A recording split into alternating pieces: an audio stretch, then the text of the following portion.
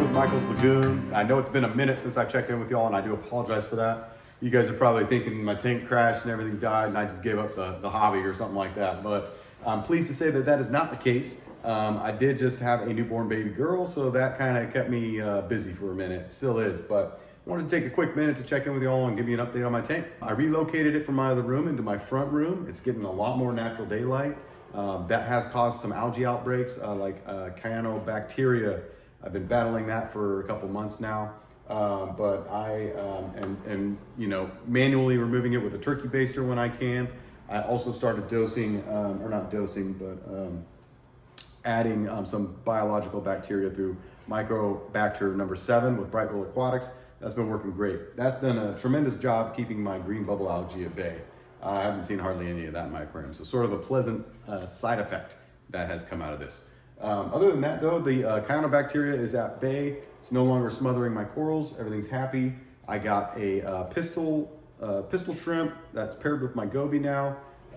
Scorpion fish Spike is no longer with us. He jumped the tank for some reason, but I no longer have to manually feed him ghost shrimp every day, so that's sort of a plus. I did attempt putting in a saddleback Valentini puffer in my aquarium. Kept it extremely well fed, like everybody said, but it did unfortunately begin to nip at my corals. I started noticing my Montipora plates were nipped at around the whole perimeter. My SPS tips were distressed. My A-cans were closed up. Obviously not going well. He started to poke bubbles in my $500 Cyanarina coral down here at the bottom from Tidal Gardens. So that's it. He was out. Let's see. One of my blue-green chromis committed suicide as well. Decided to jump the tank. I hope the other two would do the same because, to be honest, I'm done with them and they are outgrowing my aquarium, and I can't get them out to safely rehome them to another home, but we'll see. So yeah, I added some new SPS corals in here from Tidal Gardens, which are beautiful. I got a Christmas tree Acropora and a Jello shot. Those are doing great. I got a frag rack, so that allows me, one, to get a couple more corals, don't tell my wife, but two, put them up in the higher par rating on my tank. So they're getting about 300 to 350 par right now. We'll see how they like that. I hear that's what they were under at Tidal Gardens. So I'm keeping a close watch on them. If I do notice any sort of discoloration, or which is to be expected when acclimating SPS, but like a rapid decline in you know, coloration, I'm probably going to lower my light a bit to create a brighter hot spot while not stressing out some of my other corals.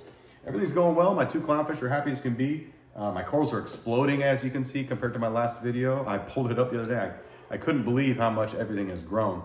Corals are kind of like kids. You don't see it when you look at them every day, but when you look at videos and photos from the past, your mind's sort of blown. My elegance coral's an absolute monster here. It's borderline gotta go, but I don't know what my clownfish are gonna do once I get rid of that. They're probably gonna smother some other coral, but that one's grown used to them, and they're bonded quite well. So I've been procrastinating that. My pistol shrimp and goby pair are super cool to watch. Pistol shrimp is like an excavator running around the tank, you know, aerating my sand, which I need. Yeah, no real casualties or losses other than those that I've mentioned.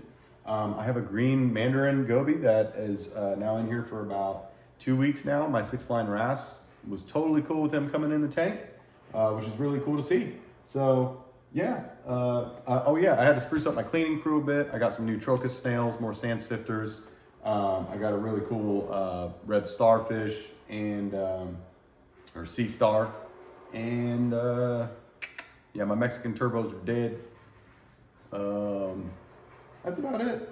But overall, you know, my water changes have gone from every week to every other week now, and instead of 20%, they're now at about 10%. My parameters are super stable. I did have to start dosing for alkalinity because I think my corals are just eating it up. So I tested it one day because I noticed some things just weren't looking too great, and it was about 6.5, which is definitely way too low for me. I like to keep it around 8 or 9. That's sort of where it liked to stay since I established this aquarium. So I'm assuming the rapid coral growth just started, you know, eating that up and caused it to go down. So I did start dosing it. It's back up to a 9 now. I'm planning to keep that stable and see how much I have to dose in order to do so. So yeah, Michael's Lagoon's doing great. Sorry it's been so long since the check-in. I'll try to post more videos soon. Maybe more in depth about the cyanobacteria or the addition of my pufferfish. Yeah. But yeah, if you have any questions about my tank, leave them in the comments. I love to read those. I'd be happy to respond to them. And I will see y'all next time. Take it easy.